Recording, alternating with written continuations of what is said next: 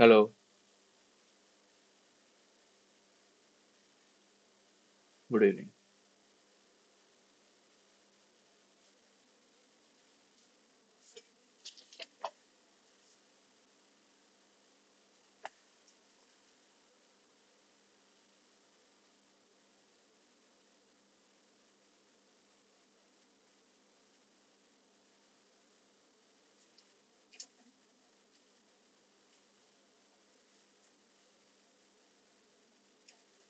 I'll connect my tab, then we'll start.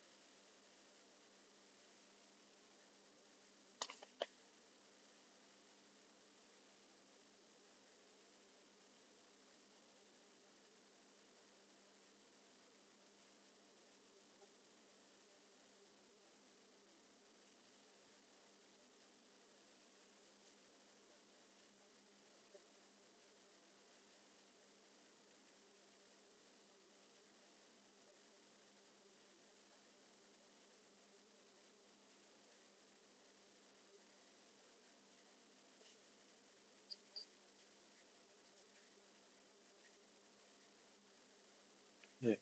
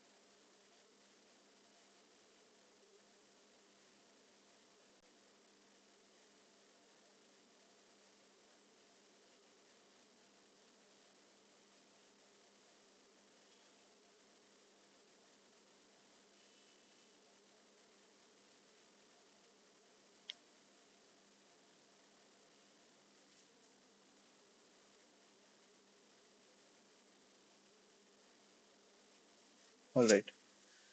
Uh, just a small recap of what we did last time.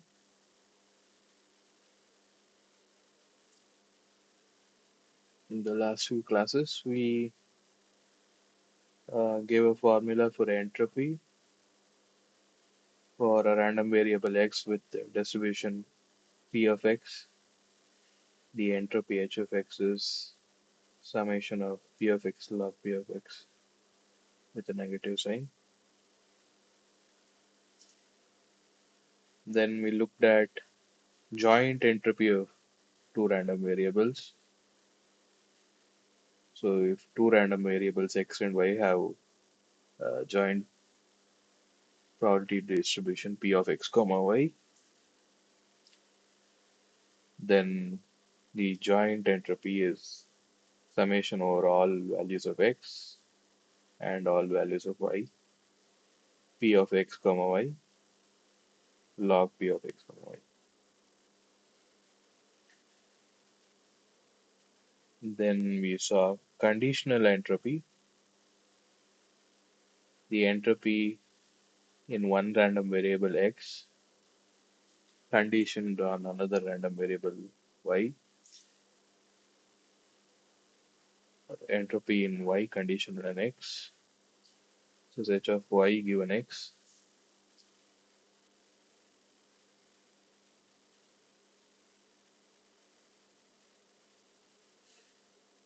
Okay, this was log p of x.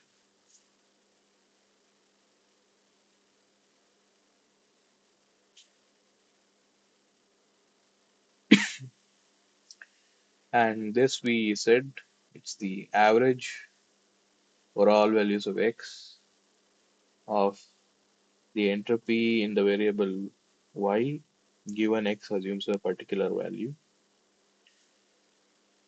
which is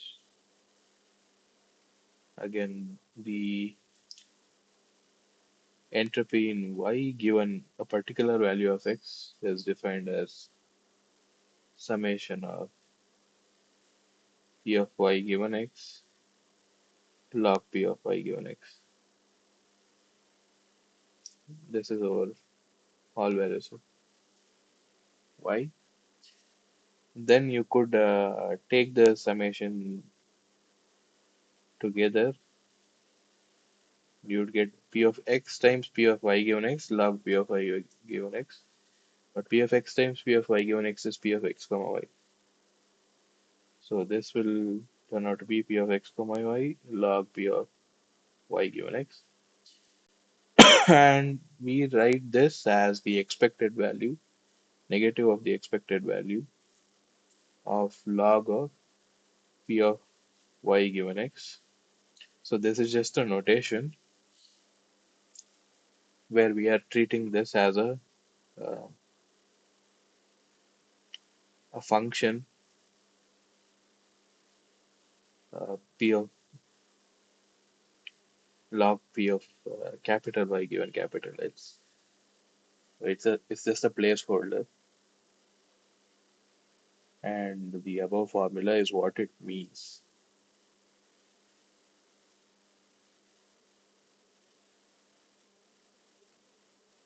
Because there's no such thing as p of a random variable given another random variable. There's only probability of events, and uh, random variable y given random variable x is not an event.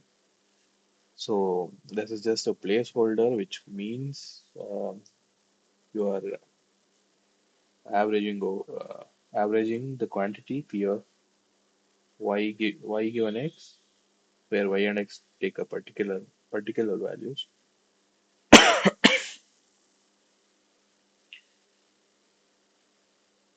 Okay.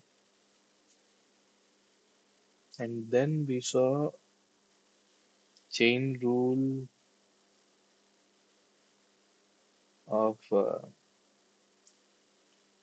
joint entropy. For two variables, it's h of x comma y is h of x plus h of y given x, and you can condition this also. So you get h of x comma y given z is h of x given z plus h of y given x and z. In the end, we saw that h of x comma y. So first we expand with x, so we can write it as entropy in x plus entropy in y given x. But from symmetry, we can also write this as h of y plus h of x given y. And since these two are equal, we can move the h of y given x and h of x given y to the other side and write h of x minus h of x given y is equal to h of y minus h of y given x. That's what we saw in the last class and last few classes.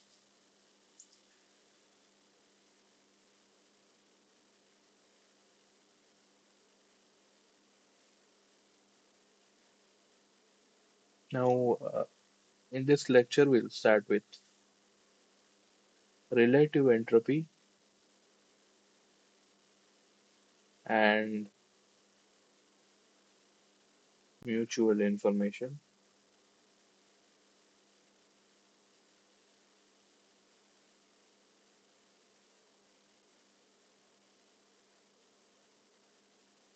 So first, relative entropy, we denote it by d of p parallel line q, where p is a p and q are PMF. So relative Entropy is something that we calculate for two PMFs, two different PMFs,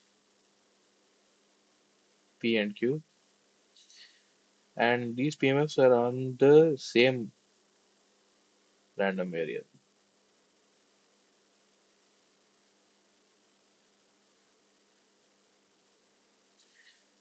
So there's some random variable x.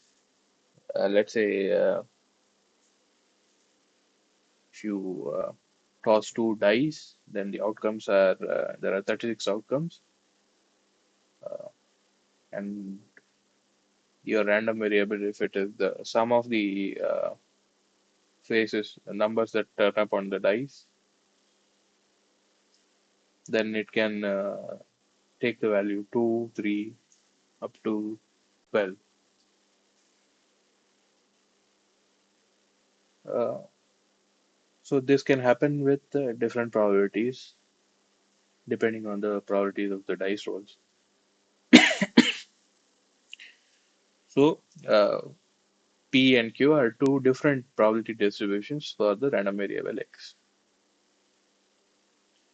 So it's the same random variable. Now this relative entropy quantity that we have, you can think of this in this way. So suppose the PMF of a random variable x was actually P of x, or it was just P. Right? P is the actual probability distribution of some random variable x. If we knew P, then we could construct a code with the entropy is the average, least average description length, right? So we could construct a code with average description length h of p.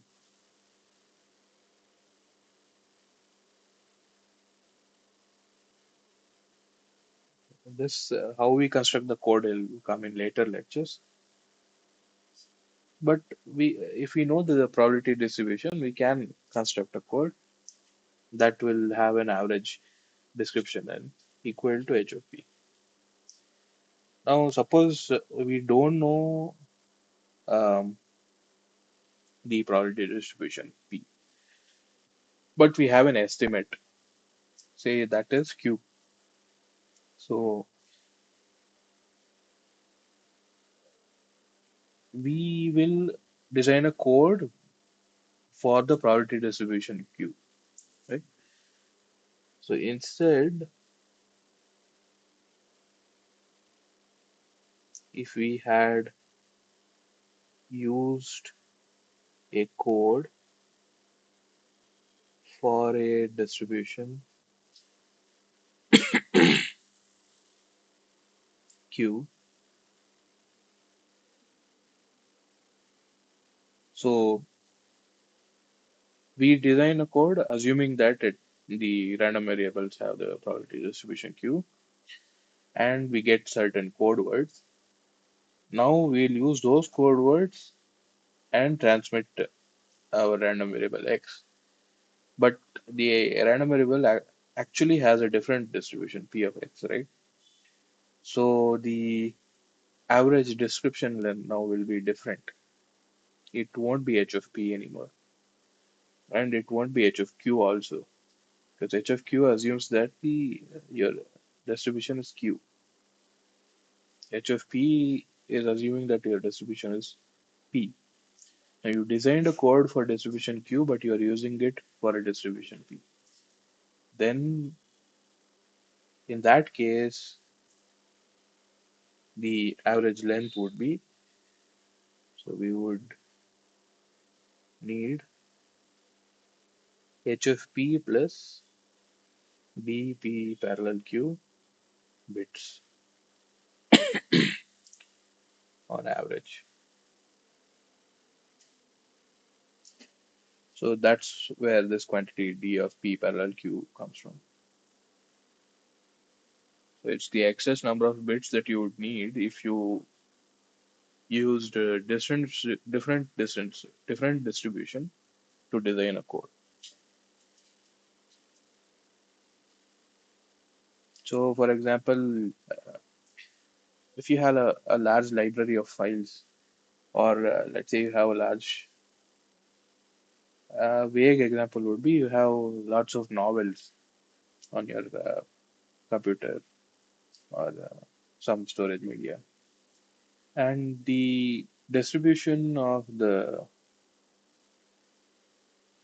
letters when you're trying to transmit it is you won't know unless you go and calculate every single letter, right? Uh, unless you go and find it, go into each novel, find the number of A's, number of B's, and all, and then find the actual probability distribution. But suppose you would have to do that for your particular library. But suppose you don't want to do that, and someone else gives you a probability distribution. So from a large data set, maybe they have calculated a probability distribution. Let's say it includes a lot more stuff other than novels. It includes newspapers, magazines. So they have a huge database and they found the distribution for that. But it's still in the same English language. So now that won't give you the exact distribution for your library, right? But it's still a good estimate because it's still the English language and there are the same kind of tendencies. So the Z will be very less and Q such letters will be lesser and the vowels will occur more number of times. But still there's a difference in the distribution. But you will just work around that and then you will design a code with the distribution that you know. You use it for a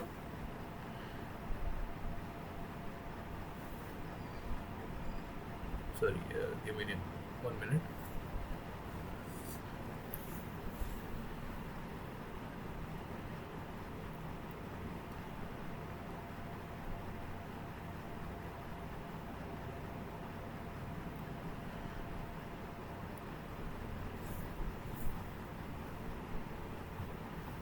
My headphone battery has died, so I'll use earphones. Give me a minute to change. I can hear you, but your voice is a bit low. I'll try with earphones. We'll see. Okay, okay, no issues.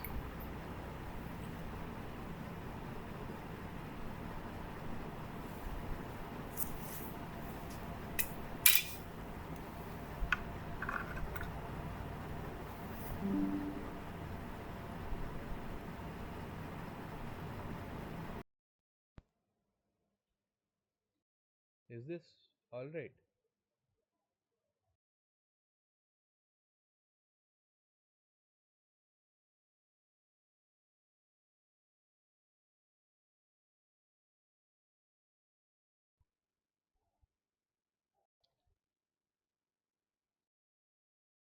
Hello,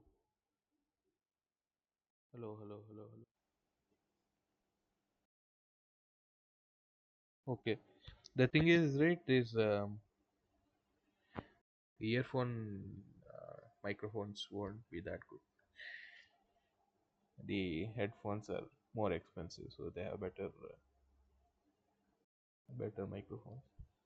For today, we'll have to make do. I forgot to charge them. I thought I had charged them. So you can hear me now, right? Okay. Where were we? So relative entropy, you can think of it as something that will tell you how many extra bits you need if you encode a random variable, the output the outcomes or the values of a random variable, assuming that it has a distribution Q where in actuality it has a distribution P.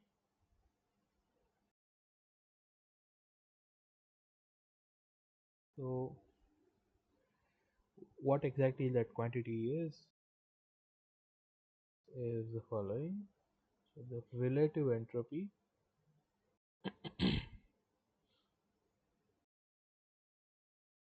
or it's also called Kullback-Leibler distance,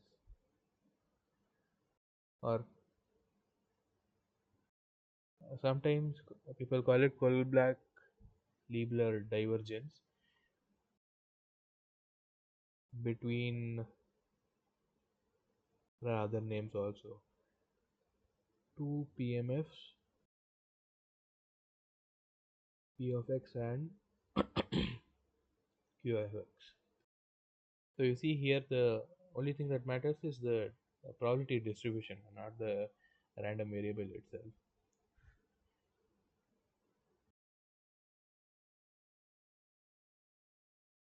Is this is defined as E of p parallel q is equal to summation p of x log of p of x over q of x. So this is the log likelihood ratio type of quantity,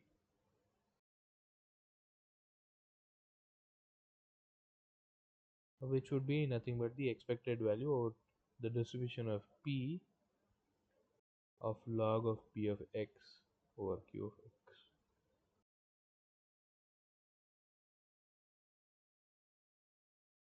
And the convention here is similar to previous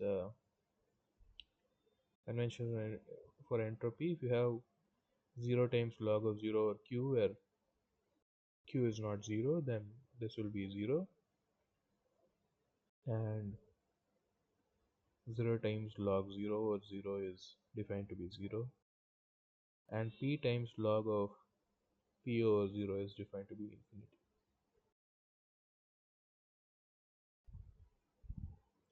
So what this means is, say if there is any x in script x such that p of x is a non-zero quantity, that is, this value, this random variable value can occur with non-zero probability if it has distribution p of x, but q of x has a zero value.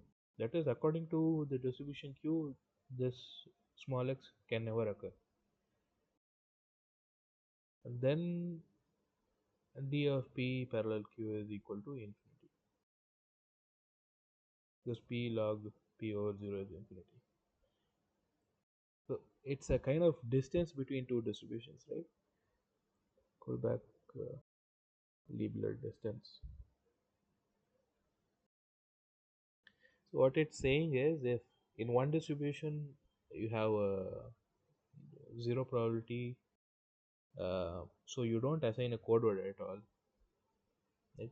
Even in purely in terms of distribution, that particular value can't occur according to one distribution. But in the other distribution, it has a non-zero probability. It can occur sometimes, even if it's very small. Then, in a way, those two distributions are infinitely further apart from each other.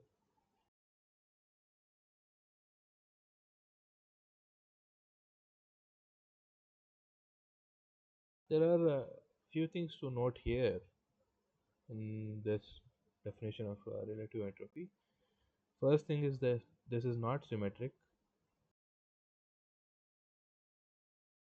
That is, d of p parallel q is not equal to d of q parallel p in general.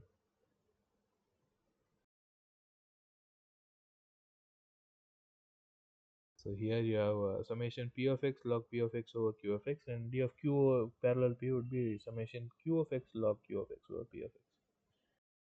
And those two can turn out to be very different things. So since this is not symmetric, uh, it's not a distance metric.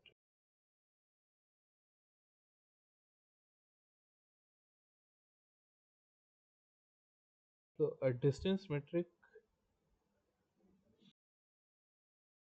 has the following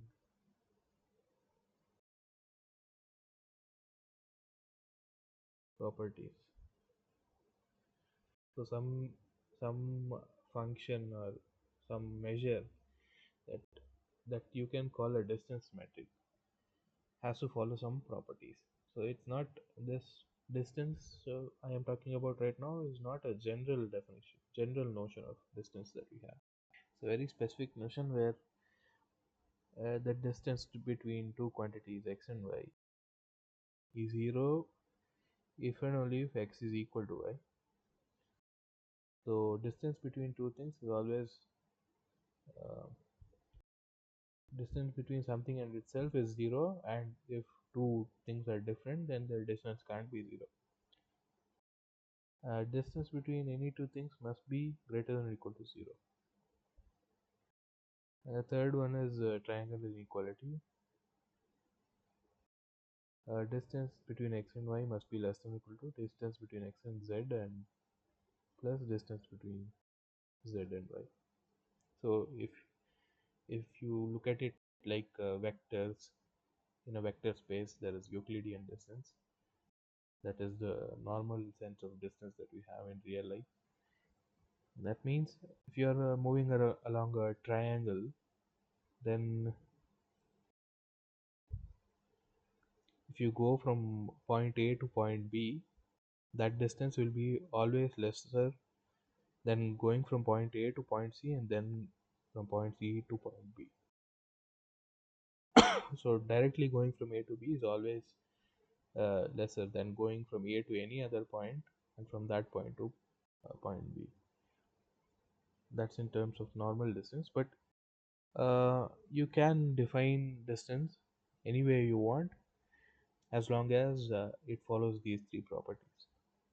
So since symmetry is not okay, these two come under the same thing. And third property is d of x comma y is equal to d of y comma x.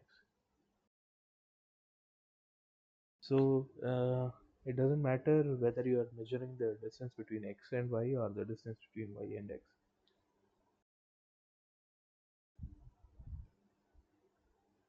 So since relative entropy is not symmetric, it's not in a mathematical sense a distance or a metric, but we still call it a distance. So maybe we shouldn't use that term. Relative entropy is better, but in certain applications, they call it Kullback-Leibler distance because it's in a vague way to measure the difference between two probability distributions.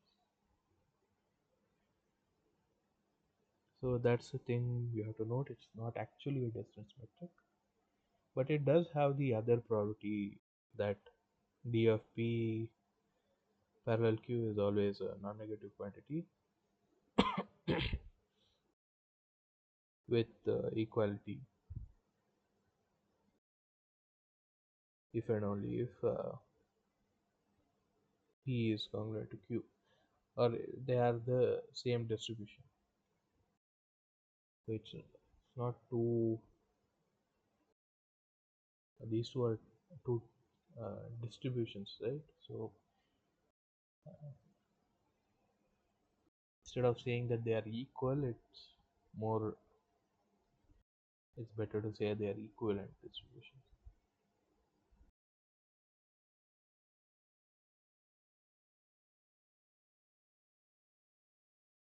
Yeah, you call it KL divergence instead of distance.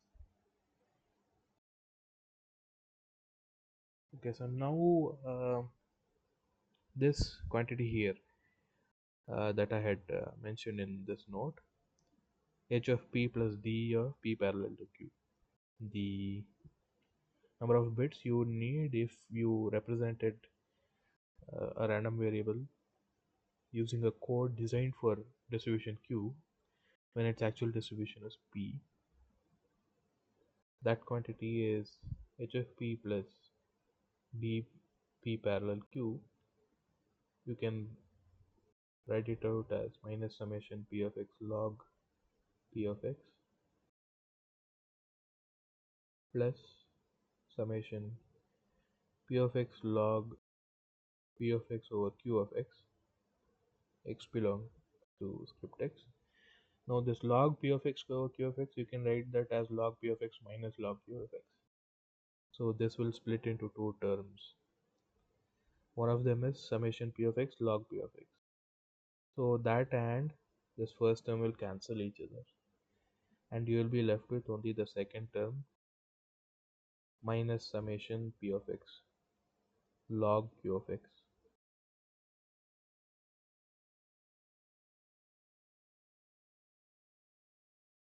over all x values. And this is called the cross entropy.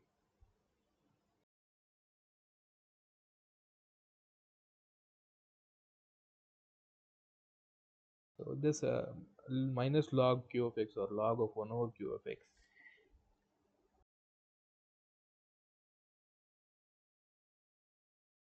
that in some sense is the uncertainty uh, of one single trial, you could say. Oh, so if it's a coin you are tossing and coin or a die, and you toss it just once, and what would be the uncertainty in that? In a vague way, that's what it is. But actual entropy is just averaging this over all possible outcomes. So in a sense here you are averaging over the actual distribution, because that's the distribution that will be there if you actually perform the experiment. But you're assuming that some other distribution as a was there. So you're assuming a different uncertainty for each of the particular values of the random variable. Okay, this cross entropies and the other stuff, this relative entropy will come up a bit later. Relative entropy will use it directly now. Cross entropy, I'm not sure where it will come up, but it might not come up in our applications. So some of the topics, some of the basics that I'm teaching, their uses are in other fields like thermodynamics and all. In the introductory session, I had briefed on that. So since we won't cover those, uh, some of these results might not be used later.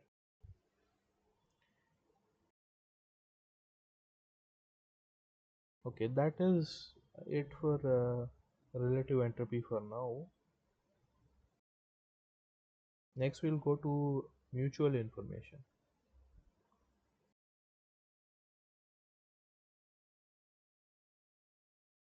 I'll define it first. So, given two random variables x and y that have joint distribution p of x comma y and marginal distribution p of x p of y, that's the setting. In this setting, we define the mutual information denoted by I of x semicolon y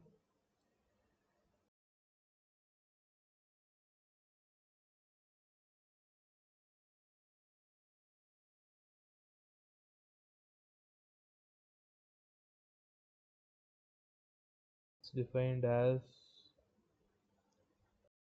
the relative entropy between p of x comma y and p of x p of y. So P of x comma y is the joint distribution of x and y. P of x, P of y is the product of the marginal distributions, which would be the which would be equal to the joint distribution if the two were independent. So if x and y were independent, then their joint distribution would be equal to P of x, P of y. So relative entropy is the mutual information is the relative entropy between these two distributions. There are other ways to think of this, which we'll come to in a few minutes. With this definition, it will reduce to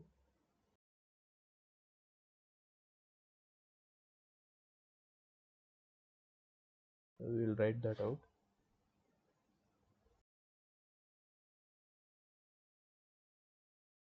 Summation over all values of x and all values of y, p of x comma y log of p of x comma y divided by p of x p of y.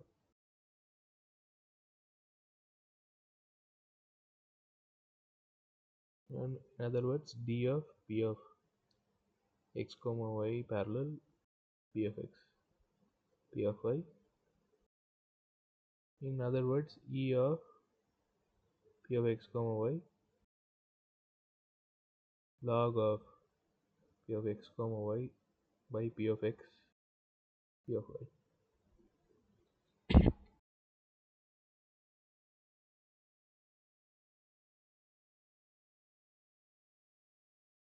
Yeah. So how is this related to entropy? Because earlier in the beginning I had said that mutual information is a reduction in uncertainty, which is also entropy. So how is I related to H?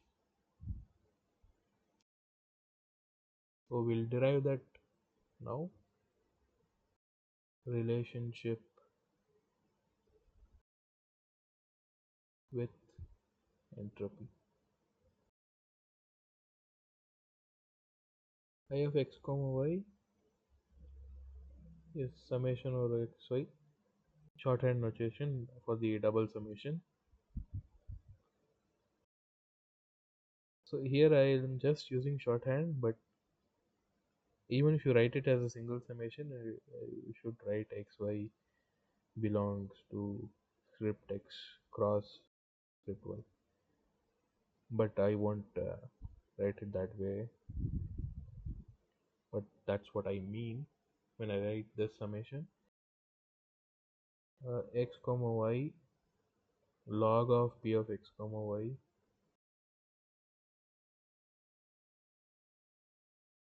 divided by p of x p of y.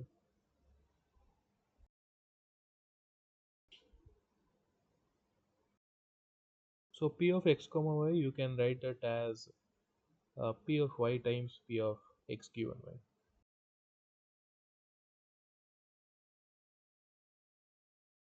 In if you write it like that, then the p of y, so this is nothing but p of y times p of x given y. So p of y will cancel out, and you'll be left with p of x given y divided by p of x. Now you can split the log into two parts. You can write this as minus summation p of x comma y log p of x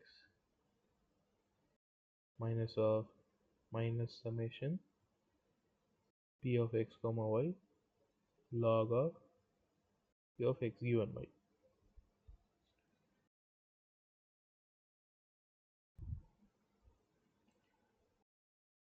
Now this summation of all x and y p of x comma y log p of x. So if you separate it into two sums, one is over x and another is over y, then when you sum it over all y, you will end up with the marginal distribution p of x log p of x summed over all x minus this quantity is by definition h of x given y. Again, this quantity that by definition is h of x.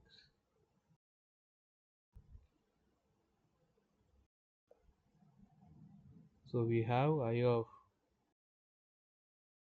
x y is h of x minus h of x given y. In that way, you can say that the mutual information between x and y is nothing but the uncertainty in x sub minus the uncertainty in x given y.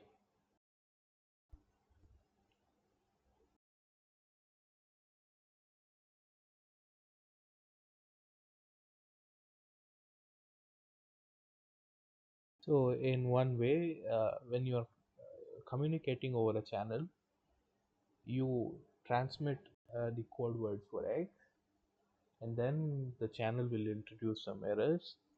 So you will receive some vector y in some other space, right? That itself is a random variable, and uh, if you so how much of the original information does that received vector y contain about x? That would be the mutual information. So by knowing the received vector y, um, by received vector y, I mean the uh,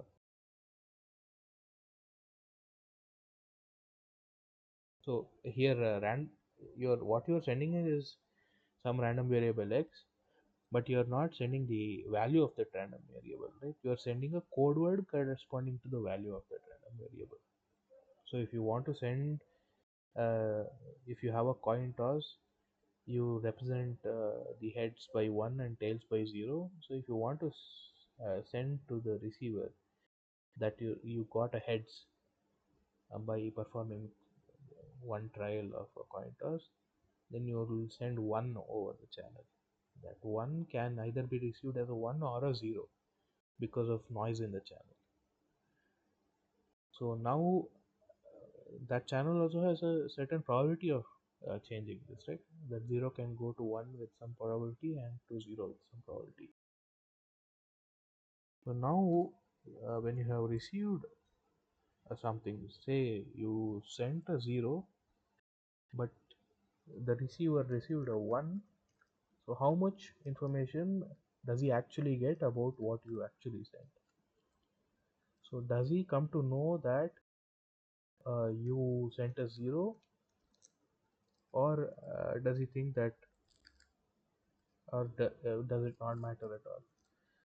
For example, if you have a binary symmetric channel, right, and you send a 0, then with equal probability that thing can go to a 1 or a 0. So if the receiver receives some value 0 or 1, then it with equal probability it could have been a 0 or 1 that was sent from the sender's side. So the received value does gives no information about the value that you sent. So something like that.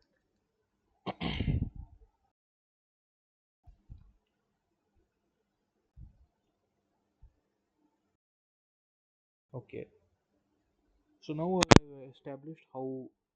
So I've given you a way to calculate uncertainty. I've told you what uncertainty is, and I've also established that mutual information, how mutual information is defined as a reduction in uncertainty. Next, by symmetry, you can write this as h of y minus h of y given x, which will be I of y semicolon x. So symmetry ensures that uh, whatever amount of information x contains about y is equal to the amount of information y contains about x. That's what that means. And since in an earlier class we had seen that h of x plus y is equal to h of x plus h of y given x equal to h of y plus h of x given y. From this you can write I of xy is h of x plus h of y minus h of x comma y.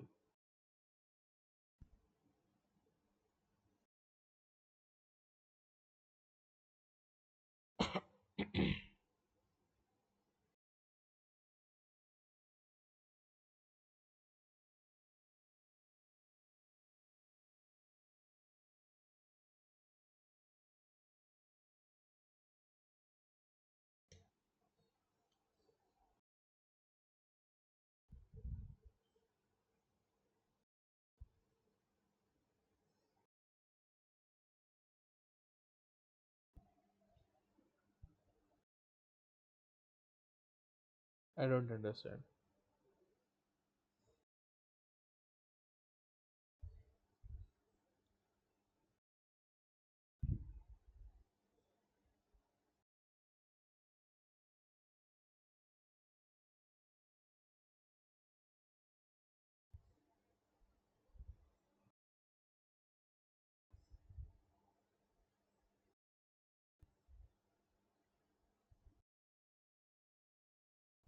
That is mostly so that you don't get. It's just notation, legacy notation. That's all. That's how it has been called initially, and people have carried it forward. You could have just written h of x colon x, but no one else will understand, right? Everyone is following this convention. Yeah. It's the same with a lot of quantities in physics and chemistry and all, even mathematics. What notation you use is mostly defined by what is popular at the beginning, and then everyone will keep following that most of the time. Same um, load integral, no, not integration, derivatives, right? Uh, Sometimes you write it as f dash of x. That's one notation, but you can also write it as d by dx of f of x. So two different notations where f dash of x actually kind of lost out. Most people won't. Most of the time, you'll say dy by dx.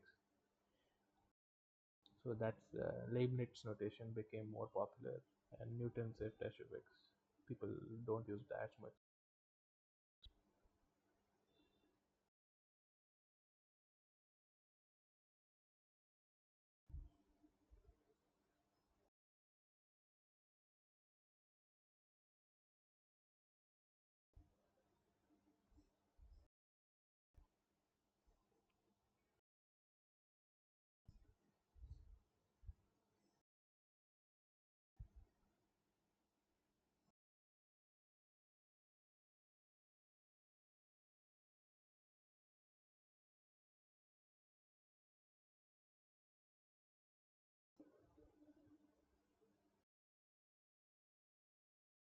Uh,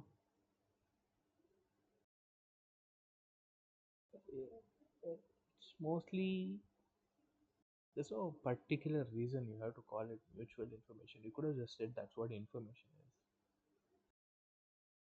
But if you wanted to find the information between x and x, that would be h of x plus h of x minus h of x comma x. That would just be or h of x minus h of x given x. h of x given x is simply h of x itself, right? So this is h of x minus h of x given x. So this would be h of x minus h of x, which is 0. No, sorry. What did I do?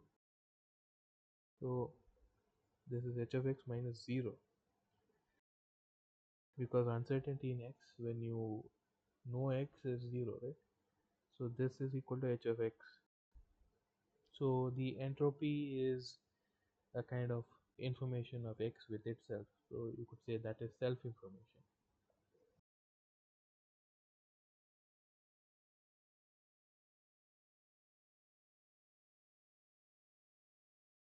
So when it's between two different um, random variables, you call it mutual information.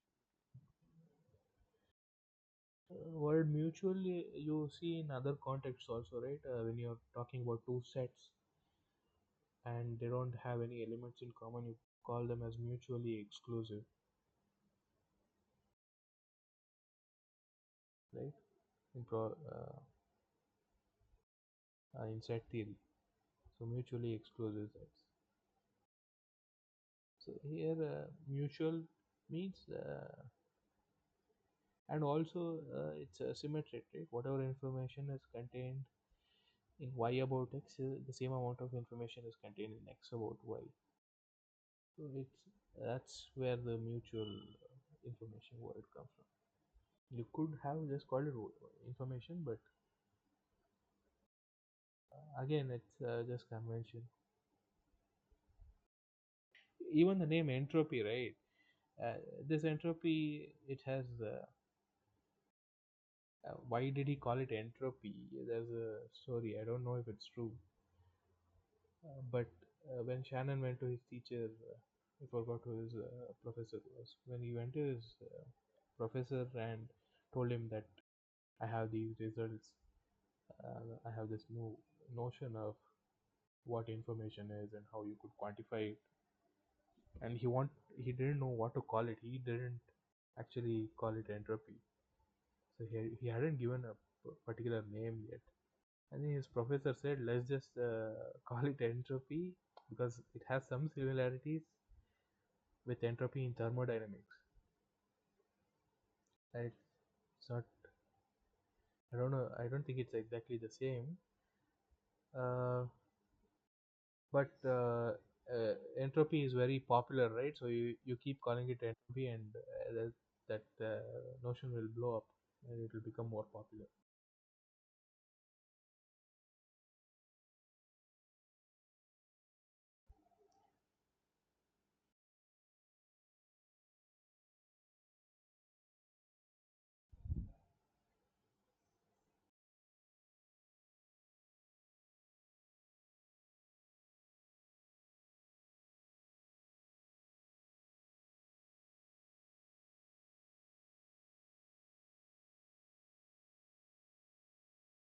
Yeah,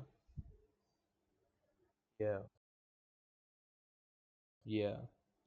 So what I heard was you also wanted to use it to boost the popularity of the topic, right? Nowadays you hear quantum this, quantum that everywhere. Artifi- uh, Artificial intelligence in a lot of places, chat GPT, all these buzzwords. This entropy was kind of a buzzword for him, Shannon, that time. So everyone knew entropy from thermodynamics. So calling it entropy might lead more people to look into what it actually is. At least that's how the story goes. I don't know if it is true that Shannon named it entropy because of that. Right, then we'll collect all these results and write it as a theorem.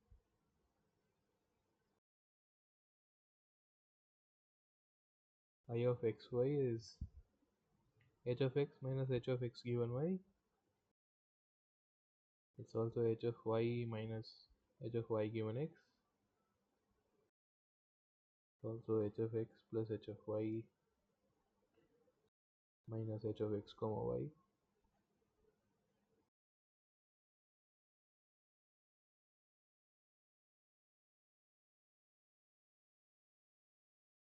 uh, and by symmetry it's also equal to I of y x.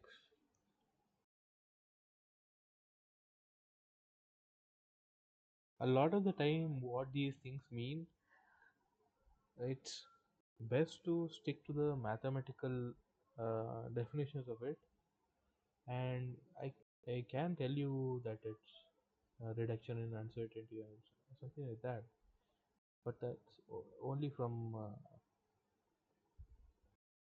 only for an understanding perspective. But what that quantity is exactly defined in this way.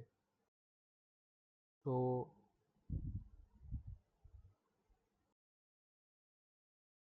you can't always read too much into the definition.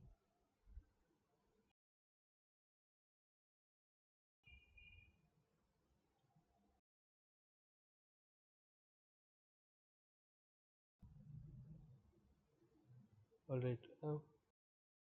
We had an example exercise in the last lecture.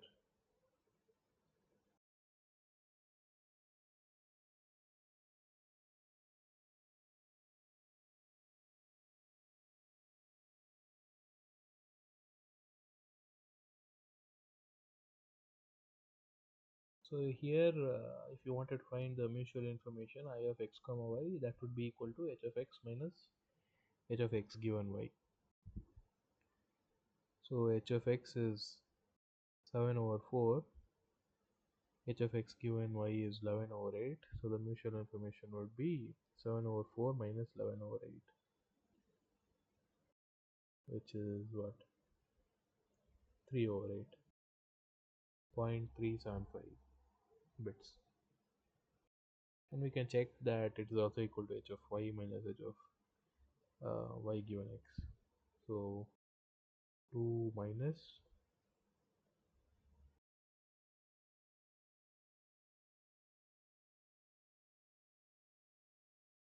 2 minus 13 over 8, which is again 3 over 8.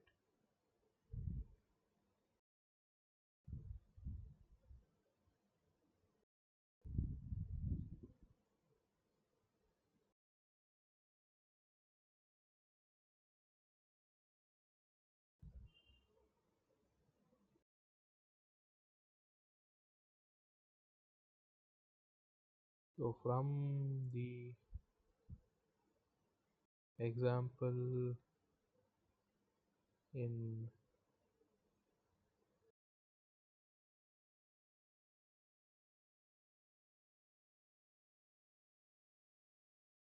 at the end of lecture 2, we have h of x was 7 over 4, h of y was 2, h of x and y is 11 over 8. Actually, these are all in bits, but throughout the book we'll only use bits.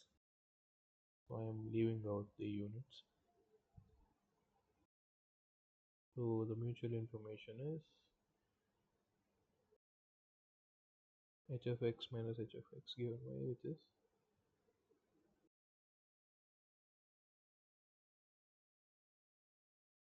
7 over 4, which is 14 over 8, minus 11 over 8 is 3a over 8.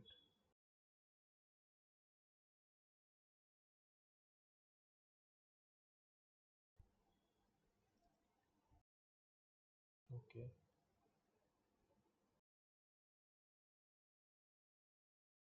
Give me a minute, I'll go to the washroom and come back.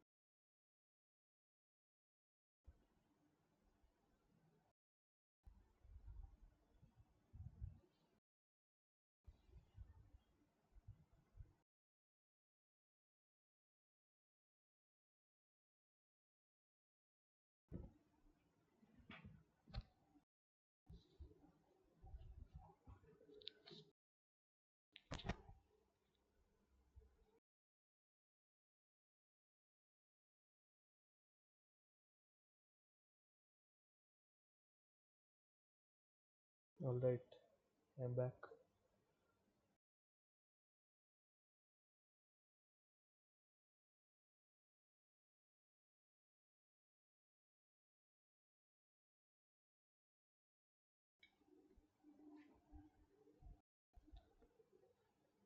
So I had given you a chain rule for two random variables.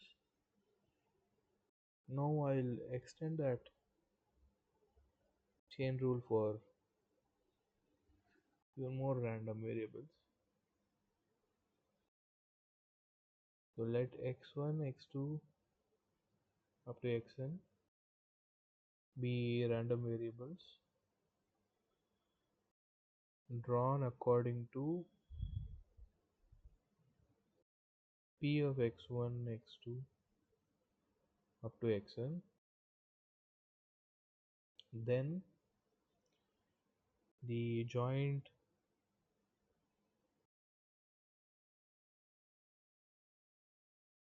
entropy is equal to summation I is equal to 1 to n h of xi given xi minus 1 to x1, and for I is equal to 1 it will be just h of x1.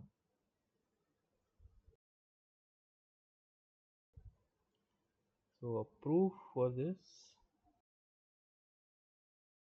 makes use of the uh, Bayes theorem for probabilities. So p of x1 x2 up to xn can be written as p of x1 into p of x2 given x1 to p of x3 given x1 x2 etc. p of xn given xn minus 1 to x1. So this is just the product of p of xi given xi minus 1 to x1.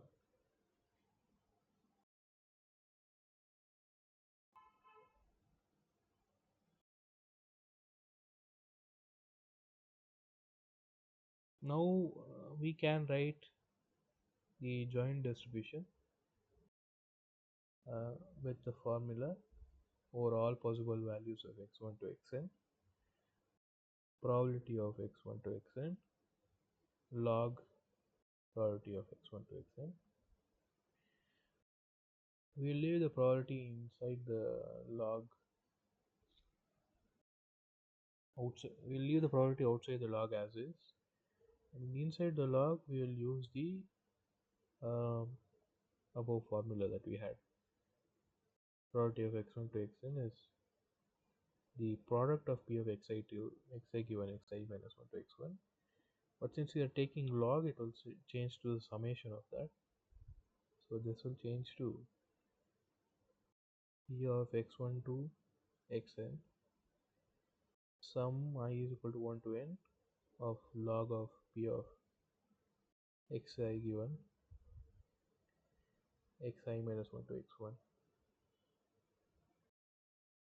Now we can take the summation outside and interchange the summation to write this as I is equal to 1 to n x1 to xi p of x1 to xi log p of xi given xi minus 1 to x1. So there's a subtle point here. When you interchange the summations, you're only summing over values from x1 to xi. So in this summation, first you fix a value of I, and then for that particular value of I, you sum over the marginal distribution p of x1 to xi, a log of p of xi given xi minus 1 to x1.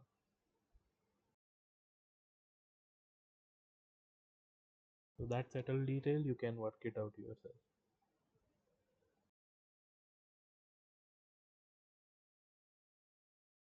So that turns out to be I is equal to 1 to n h of xi given xi minus 1 to x1.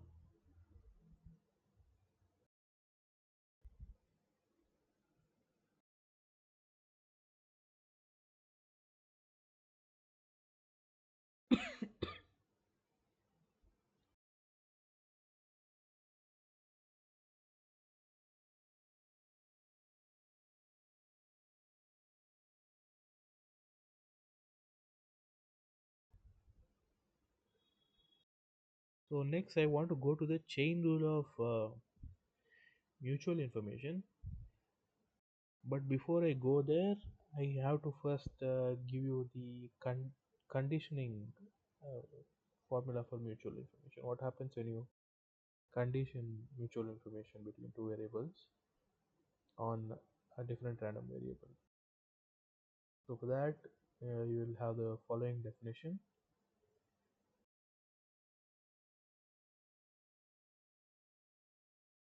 The conditional mutual information of random variables x and y given z is defined as I of x colon y given z is h of x given z minus h of x given y comma z, which will be nothing but the expected value of the joint distribution of x y z of log of p of joint distribution of x comma y given z.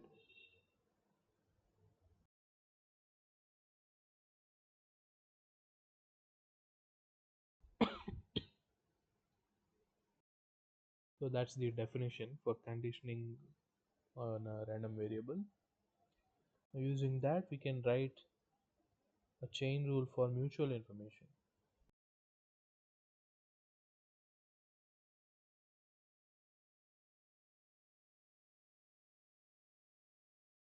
I of number of a sequence of random variables x1 to xn colon y is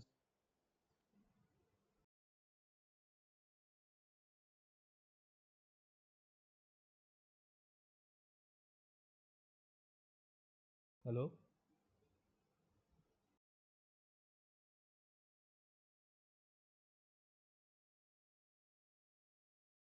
Okay,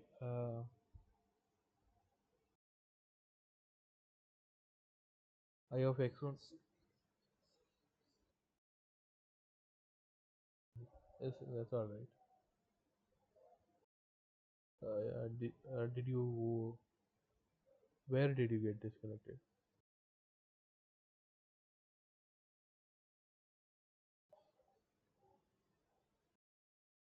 Yeah, so if you condition on a different variable, you can just condition on the entropies of I of x colon y is h of x minus h of x given y.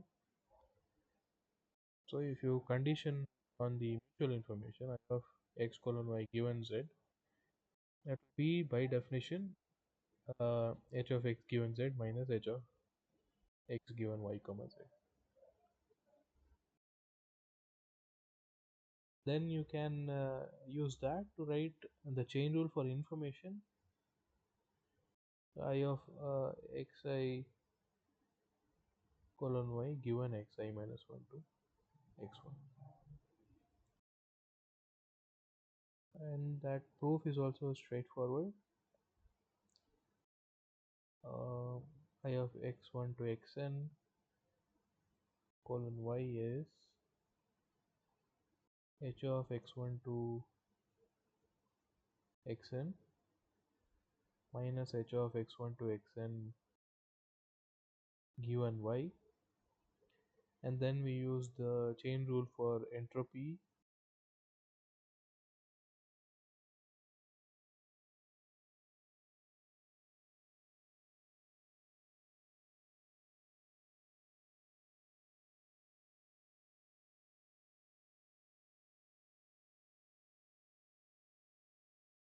and we can write this as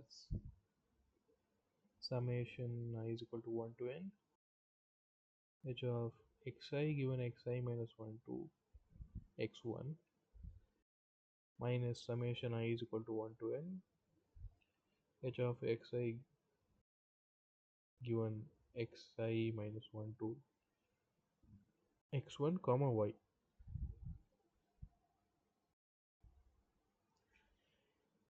And now you can take the entropies inside. You can write as one single summation I is equal to 1 to n of h of xi given x1 to xi minus 1 minus h of xi given h1 to xi minus 1 comma y, and that is nothing but I of xi colon y given xi minus 1 to x1.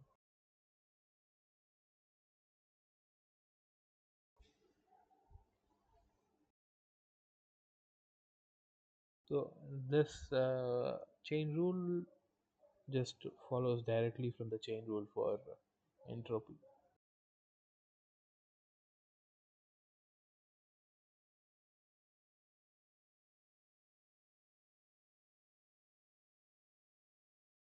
The mutual information between uh, x1 to xn, the entire set, and another random variable y would be, it would be same as the mutual information between x1 and y, and then the mutual information between x2 and y given x1, and so on.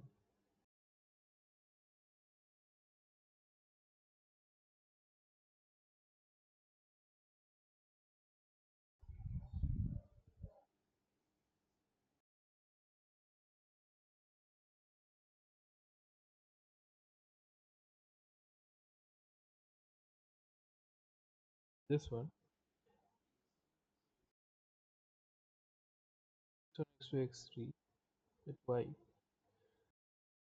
you can write this as x1 y given so there's no conditioning for x1 plus I of x2 given x plus I of x3 and y given x, where this conditioning is defined here.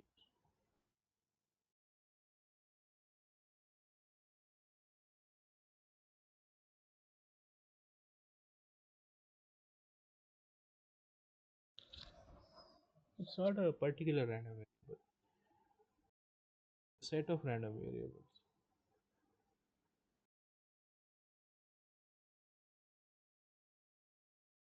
No, it's like a joint, yeah, joint entropy, joint distribution is that, right? So jointly between this set x1 to xn and y, what is the mutual information? Yeah, it's analogous to the joint uh, entropy h of x1 to xn. So that joint mutual information. So I of x1 to xn and y.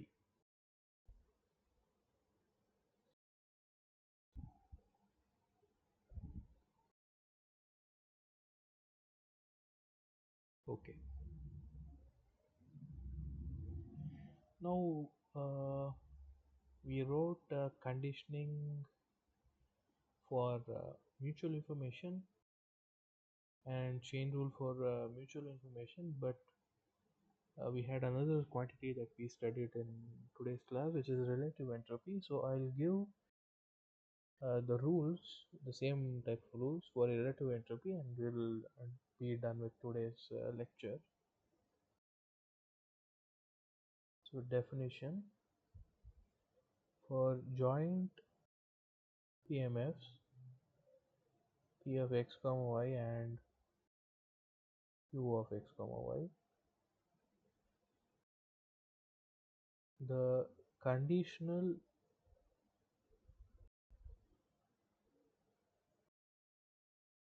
relative entropy, which is d of p of y given x parallel q of y given x, is the average. We define it this way: average of the relative entropy between the conditional PMFs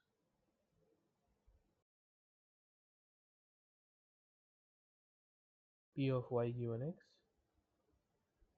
and Q of y given x. And this averaging is over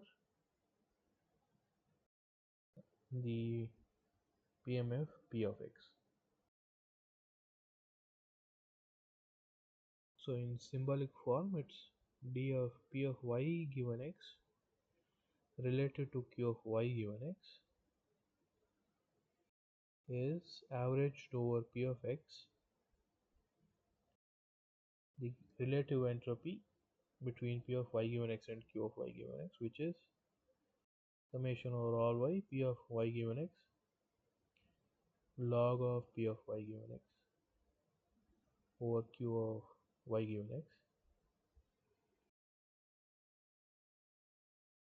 which you could write in another notation as the expected value of log of P of y given x over Q of y given x.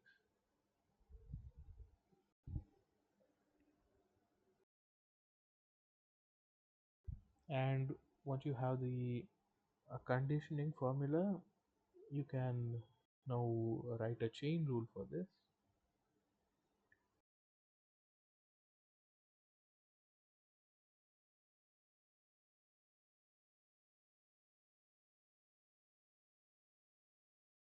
The chain rule would be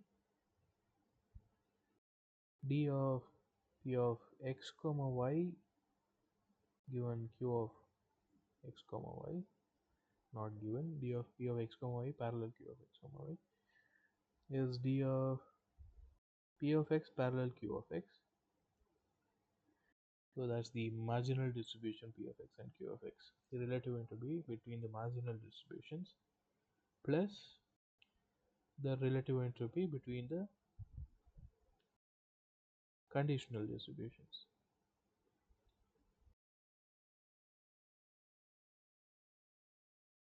And the proof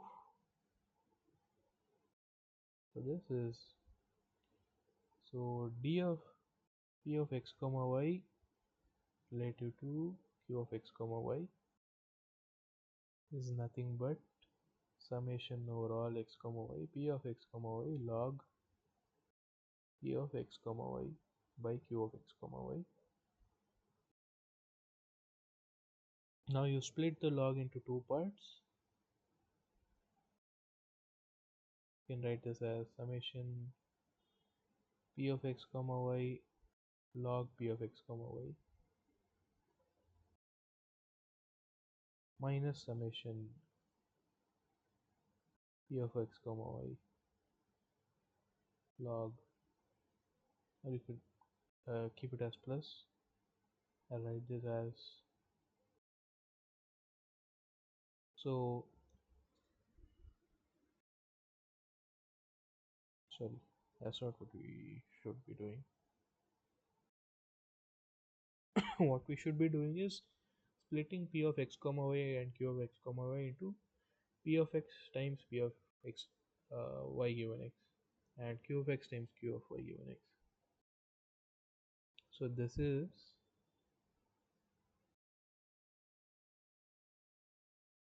log of P of x over Q of x plus log of P of y given x comma Q of y given x. So that's because you can write this as P of x times P of y given x. You can split this as Q of x times Q of y given x. and you can pair these terms, write it as p of x by q of x into p of y given x by q of y given x. So now again, if you sum over all x comma y, p of x comma y log p of x over q of x, you are kind of marginalizing that. So this is nothing but sum over all x, p of x log p of x over q of x, which is nothing but d of p of x parallel q of x. And the second summation, sum over all x y, p of x comma y log of p of y given x by q of y given x. This is from the definition. So here you can take this p of x inside.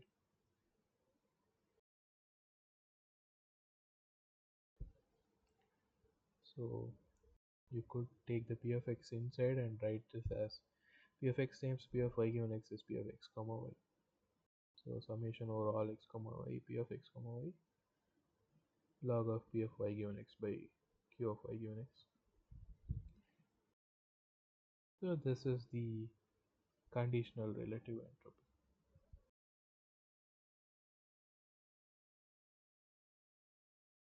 Uh, this particular result, chain rule and all, is used to prove some results in related to thermodynamics. That's in chapter 4 of the textbook if you want to read from the textbook cover and Thomas. But I have not read that chapter and we won't go into that application. Otherwise, most of the places you can use relative entropy to prove stuff related to uh, mutual information, because mutual information was initially defined as the relative entropy between p of x comma y and p of x p of y. So wherever it is convenient, you can use this definition, or you can use this. Depends on convenience.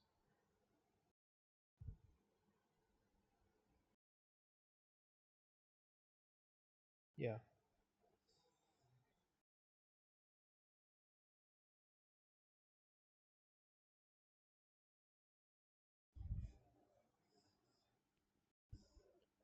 yeah, yeah.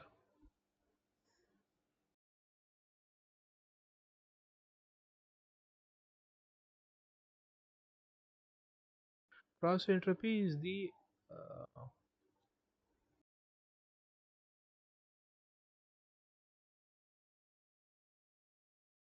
where did it go?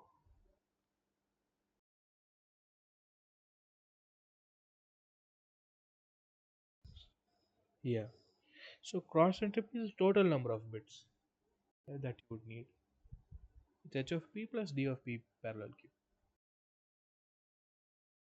Yeah, total number. Yeah, average. On average, how many bits would you need if instead of using distribution q, distribution p, you use the distribution q to get a code. You use that code for something which actually had a distribution p.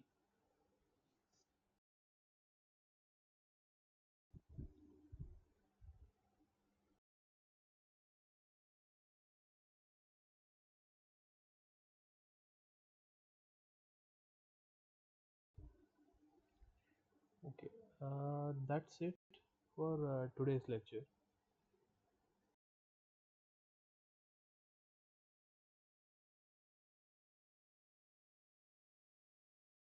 So I missed a few classes in the beginning, right? So I plan to take two classes every week. Is that a problem? So if you have any requirements to not free on any day, you can tell me, and that class will skip. And one more thing, I want to extend this by a few more lectures. Is that fine?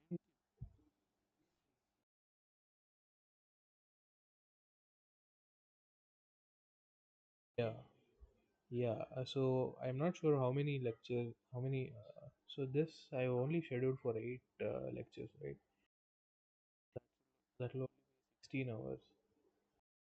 So 16 hours is uh, a bit less. I can cover. I want to cover more stuff. I'm not sure if I can take information.